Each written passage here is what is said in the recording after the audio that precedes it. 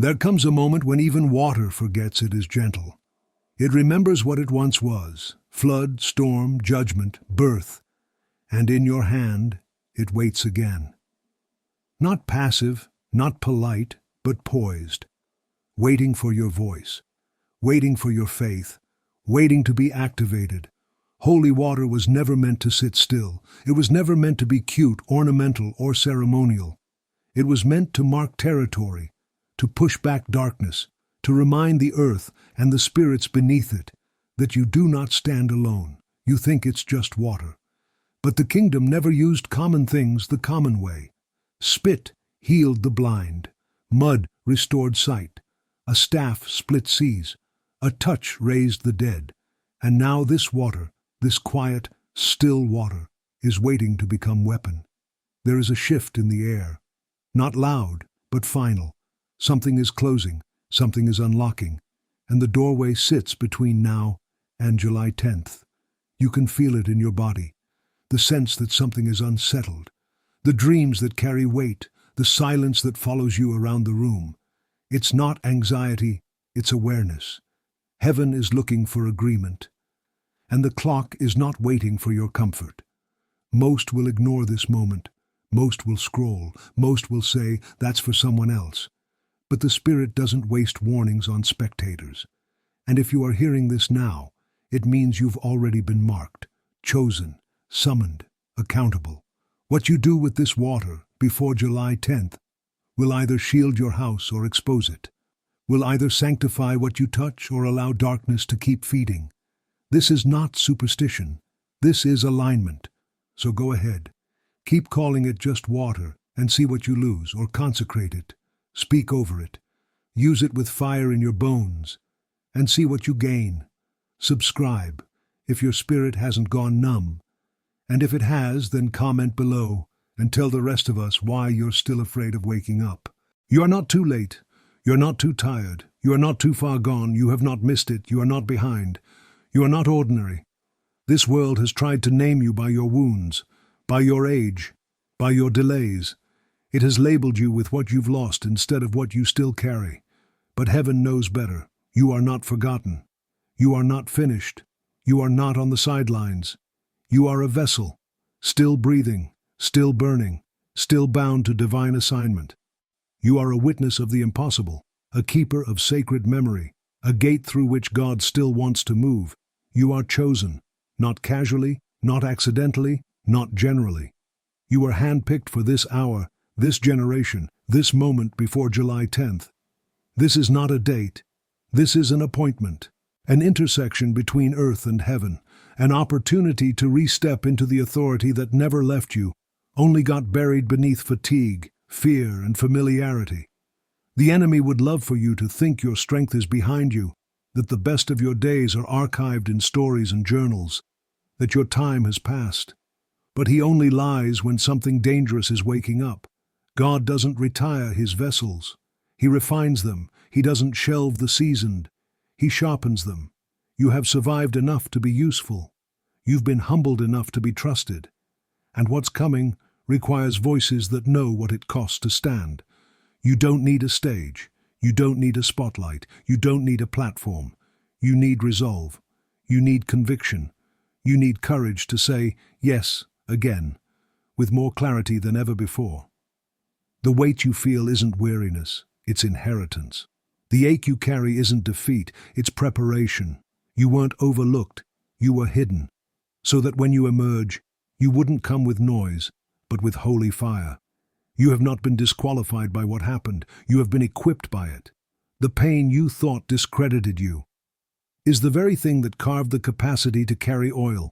So rise again, speak again, believe again, pick up what you put down. Say yes like you never said no, and use that holy water like someone who remembers who they are. Don't just listen and nod. Subscribe now, or comment with the lie that's kept you from saying yes to your calling. You will not inherit what you are unwilling to confront, and there are things in your life right now that are blocking what God has already declared over you, not because the blessing was revoked, but because compromise was welcomed. You've called it decor. But heaven calls it dormant, That holy water on your shelf? It wasn't meant to collect dust. It wasn't given to complete an aesthetic. It was meant to mark territory, to say, this house is not neutral ground. But somewhere along the way you stopped using it as declaration and let it become decoration. You stopped praying with it, stopped consecrating with it, stopped believing that something as small, as simple as sacred could still shift the atmosphere in your home. And in that silence the enemy slipped in, not with horns, but with handshakes, not with threats, but with offers. He came dressed in opportunity, polished, well-spoken, polite, and you entertained it, because it didn't look dangerous, it looked helpful, it looked like a solution. But it cost you peace. It diluted your clarity. And now, you're still wondering why prosperity keeps circling but never landing. Demons don't always knock, sometimes they get invited, because when you delay obedience, you give permission to everything else. Delay is the devil's favorite compromise, not denial, just delay, just one more week, just after this season, just until you feel more ready. But July 10th doesn't wait for feelings. Heaven is not obligated to your hesitation, and the water won't do what you refuse to activate. There are objects in your home, sitting in shadow, that were never prayed over, never submitted, never blessed. And you wonder why the air feels heavy, why your sleep is broken, why confusion lingers in rooms you just cleaned. Because the spirit world doesn't care how tidy your floors are if your spirit stays cluttered. You can't stream sermons and burn sage. You can't bless your meals and curse your neighbor. You can't wear a cross and ignore the authority behind it. That is the trap. To think you can mix reverence with relevance and still reap righteousness. And for some of you, the greatest danger is this. You've started calling reverence too much. You've started calling conviction judgmental. You've called fire fanaticism.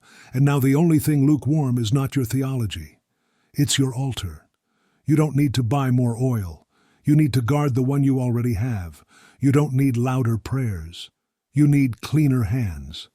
And you don't need new revelation. You need to return to the old truths and treat them like they still carry weight. If this convicted you, subscribe. If it didn't, explain in the comments how you're still untouched while others are repenting. You keep asking if it's too late to shift, too late to speak, too late to carry power again. But God doesn't waste breath on finished vessels. And the fact that you're still here, still waking up, still being stirred, still feeling conviction burn in your chest, means your name is still written in the war plans. You are not aging out. You are entering the upper room. The world says your strength is fading, but heaven says your mantle is maturing. The world wants your resignation, but God is after your resurrection. Moses was called when he thought his time had passed. Caleb was still claiming mountains when younger men settled for comfort. Anna was old, but she prayed in the Christ child. Paul's greatest letters weren't written from pulpits, but from prison cells, after years of wounds, years of weight. You think prosperity looks like ease. God says it looks like endurance. You think spiritual power is loud. He says it's submitted. You want miracles without margin. He requires stewardship. Spiritual prosperity isn't inherited. It's proven. It's what shows up after the sifting, after the pruning, after the holy discipline that taught you how to guard what others wasted. Some keep asking for anointing, but refuse the altar that refines it. They chase favor, but neglect the fire that shapes it. You're not just older. You're sharper. You're heavier in the spirit.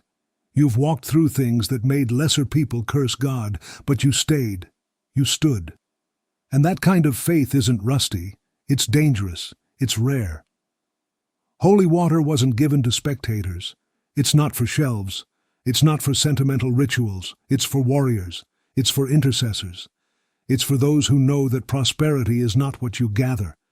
It's what you guard, what you carry, what you refuse to lose, even when no one's looking. And if you're still asking for shortcuts, you've already stepped off the path. God will not bless what you're unwilling to consecrate. He will not multiply what you won't manage. And He won't hand you a greater portion if you're still afraid of a greater cost. But if you've ever asked Him for more power, more clarity, more impact, more territory, then subscribe. And if not, be brave enough to say in the comments why you're still afraid of what he might actually give you. There comes a time when protection must speak louder than politeness, and this is that time. You cannot afford to be careless with what is holy, not in this hour, not in this season, not with what's coming. Your circle was never meant to be wide, it was meant to be clean. You weren't anointed to host everyone, you were set apart to guard something sacred. There are people who do not value what you carry, not because they're evil, but because they're casual. And casual hands drop consecrated things. The oil on your life wasn't poured out to be mishandled, and the holy water you've been instructed to use before July 10 is not about ceremony, it's about separation. This is not a trend, it's a line in the spirit. It's a divine dividing. Not everyone will cross with you, not everyone should. Some of you keep praying for peace, but you keep opening your door to chaos. You ask for clarity, but you keep answering calls from confusion. You want sacred space, but you've built your altar in the middle of a crowd that doesn't even know how to whisper holy. It's time to shrink the room. Smaller circles, greater fire. The upper room was not packed, it was precise. Those who were too busy, too distracted, too double-minded, they missed it. You will never walk in full authority until you stop asking unassigned people for permission. This is where you learn to say no and mean it like it's worship. This is where you let your silence speak louder than your explanations. This is where you stop auditioning for comfort and start standing for consecration. Let your no be sacred. Let your boundaries be anointed. Let your space be holy again. You don't need to post about it. You don't need to justify it. You don't need to argue your discernment. If God told you to pull back, you obey. Because some things cannot grow where dishonor is allowed to dwell. And some blessings will not land in a room filled with divided loyalties. That water in your hand, it's not just for blessing. It's for building a line the enemy cannot cross. It's for reclaiming rooms. It's for drawing invisible boundaries that tell every unclean thing. You don't belong here anymore.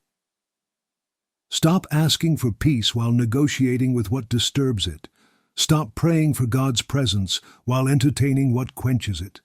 There's a reason the priests washed before they entered. There's a reason the prophets withdrew before they spoke. And there's a reason Jesus often left the crowd, not because he feared them, but because he feared the Father more. Holiness is heavy, but it is never a burden to those who've learned to value it. So ask yourself, are you still available to what God told you to leave? Are you still entertaining what he already exposed? Are you still keeping doors open just in case obedience feels too lonely? If so, you're not ready for the fire. Not yet. But if you are, if you're ready to guard your altar, to mark your space, to live with the kind of courage that doesn't ask for applause, then subscribe or comment below if your boundaries are still up for negotiation. You think this is about you, but it never was. Heaven doesn't just see your moment, it sees your line, your bloodline, your spiritual lineage, and what you decide this week could reroute everything that comes after you. The obedience you choose in secret, to cleanse your home, to set that boundary, to pray over that doorframe, to bless with holy water before July 10th, may be the very act that shields your grandchildren from a storm they'll never even know was coming. You'll never see the battles your prayers prevent, but they will walk in peace because you decided to war in silence. July 10th isn't a deadline. It's a divine pivot point. It's not about pressure. It's about positioning. There are doors in the spirit realm that only open when someone on earth agrees to turn the key. And your yes, your obedience, your willingness to stop waiting for more signs and finally act, it's the key. You keep wondering if the timing is right. God's not asking you to wait for perfect conditions. He's asking you to move now so the next generation doesn't have to fight what you were called to finish. There are chains that won't survive this season if you'll just stand your ground. There are generational patterns that can break if you'll stop treating your decisions like they're private. They're not. Hell knows your name, not because of your past, but because of your potential to end what it started. Your prayers are writing stories your descendants will walk into. Your obedience is digging wells of spiritual safety in places your children didn't even know were dry. And your no to the enemy today isn't just resistance, it's a roar that echoes backward and forward at once. This isn't superstition, it's succession. You're not just choosing holiness for yourself, you're choosing it for every unborn soul that will follow your footsteps without ever hearing your name. You are the turning point, you are the hinge, you are the altar that shifts the bloodline. Your yes echoes into eternity, and your no shakes hell. There is no such thing as a private act of consecration. Heaven records it, hell fears it, generations inherit it. So when you kneel, when you speak blessing over your home, when you say, "Not here, not now, not today," you are becoming the prophet your family didn't know they had. You are becoming the wall between them and destruction. And when July 10th arrives, and your home is marked, and your atmosphere has been declared holy, it won't just be you who walks differently. It'll be your children, your nieces, your students, your neighbors, your legacy. Subscribe, for the sake of those who come after you. Or comment, honestly, if you still believe your choices only affect you. You've heard enough now to decide. This isn't theory anymore. This is war. And heaven is not looking for spectators. Heaven is recruiting witnesses, fire-bearers, those who do not flinch when the holy is required, those who recognize sacred moments when they come dressed in ordinary days. July 10th is not just another date. It is a divine appointment. It is a spiritual line in the sand. And the holy water in your possession. It is not symbolic. It is not pretty. It is not tradition. It is a weapon. It is a mirror. It is a mantle. You are being called to mark what belongs to heaven. And heaven does not share its space with what mocks its presence. Anoint your hands, because what you touch must prosper under heaven's order, not under man's pressure. Anoint your doors, because every threshold becomes a gate, and not every spirit that knocks deserves to enter. Anoint your children, because the enemy has already made plans for their names, but your covering can confuse his maps. Anoint your workspace, because you do not clock in as a citizen of culture. You show up as a carrier of the kingdom, and every desk, every screen, every platform you set your hand to must come under holy jurisdiction. Do it before July 10th, not because the water itself holds the power, but because your obedience is the activator. And time-sensitive obedience is where the deepest moves of God always begin. You are not fading. You are becoming flame. You are not being passed over. You are being positioned. You are not just aging. You are ascending. And there's no retirement in the spirit, only refinement, only readiness, only fire. Let your prayers punch holes in the sky. Let your fasting fracture the pattern. Let your obedience be so loud that hell grows nervous every time you whisper, "Yes, Lord." Do not go quietly. Roar until your final breath. Bless until your last moment. Consecrate until your hands have nothing left to pour. You are not made to coast through the end. You are made to leave smoke behind you, the kind that rises from a life burned in full obedience. So rise now, mark your home, bless your children, repent for delay, and say, "Here I am, Lord, use me again." Holy Spirit, breathe upon this listener. Where there has been delay, let there be decision. Where there has been fear, let there be fire. Where there has been confusion, let there be clarity. I release the urgency of obedience, the weight of legacy, and the courage to carry holiness again.